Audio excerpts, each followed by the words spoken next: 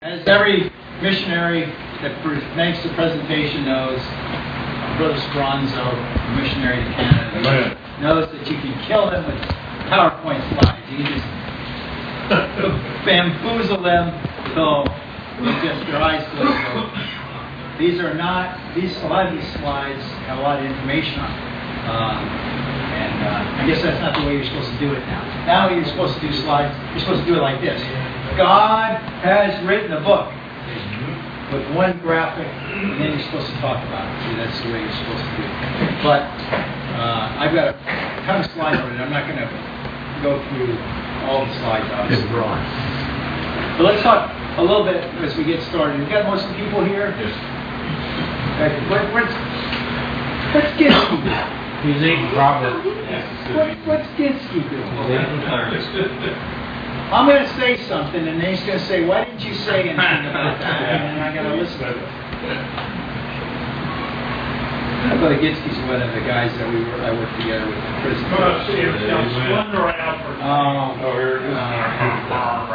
Hey, you realize we're live on TV right now? Just have water, and you know it's going to have any wild in it. You know, some people out there in the great bamboozer and Vimeo world are just getting a kick out of this. You know? Are these guys really serious? Yeah, we're serious.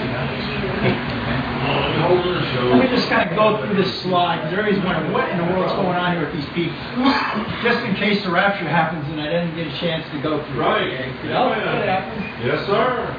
We're ready for it, too. This is Moses. Right? He wrote the first five, well, he sort of wrote the first 5 books of the Bible. We'll talk about that a little bit. But you know, there's 3 different ways that God wrote his book. One is God provided the materials and he wrote. Another one is man provides the materials and he wrote with his finger. And then the third way, most of the way they wrote it was with dictation. But Moses, I start off with Moses comes off the mountain with the tablets. Then you got Moses was around 1,500 years before Christ. I got that right? Yeah. Moses, 1,500 years, the Exodus. And it took about 1,300 years, but from 1,500 to 400 BC, so it's got 1,100 years to get the whole Old Testament written. Pretty amazing. The prophets and Babylonian captivity and all kinds of stuff. Put together. Malachi is the last book written around 400 BC. Then you come to the time of Christ, and then all the books were written, New Testament books were written about within the first 100 years after Christ rose from the dead.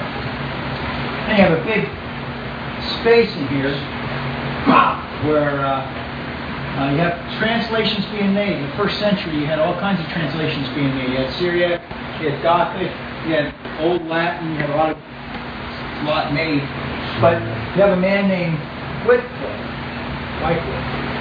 and he put an English translation out called the Wycliffe Bible in 1382. It was put out in 1382. What's interesting about Wycliffe is you weren't really supposed to put out an English Bible in 1382. It's supposed to be a Latin Bible. Again, who wouldn't want you to have a Bible in your own language? No.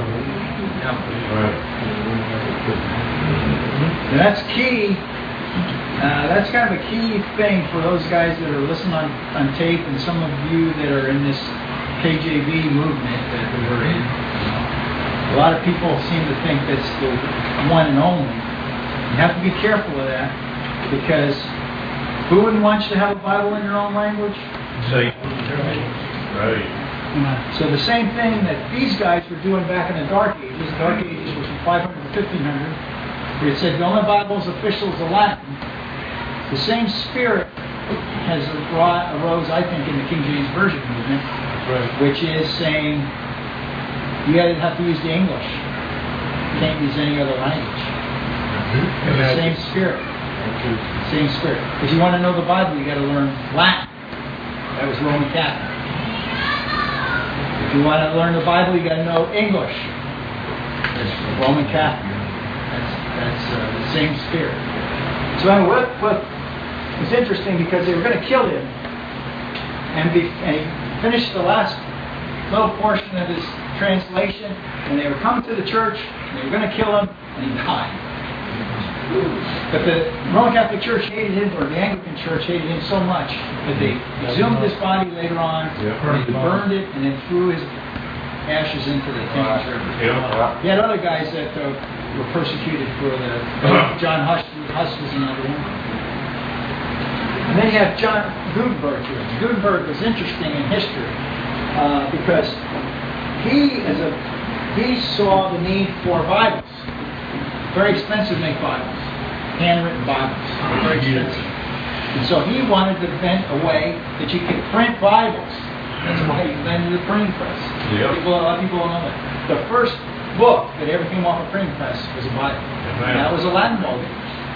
But it's still the first one was a Bible. It was a Bible. Then you have Erasmus. In 1588, anybody here hear of Constantinople or Istanbul or Turkey? Okay. One time, and it's in the news now, but at one time that was Greek. All that stuff was Greek. The Greek, you had the Western Empire and the Eastern Empire. This is all, and it was Greek. Okay? And they had all the Greek scriptures, and they were printing Greek Bibles. And all the Muslims came in, and they went to persecuting. And they went to conquering in that area. And Constantinople fell, and I want to say 1588, that can't be right. No, it's longer. 1588 is the battle where the Spanish Armada was sunk, 1588. I'm trying to think when this was, but 1382 or something. But anyway, when the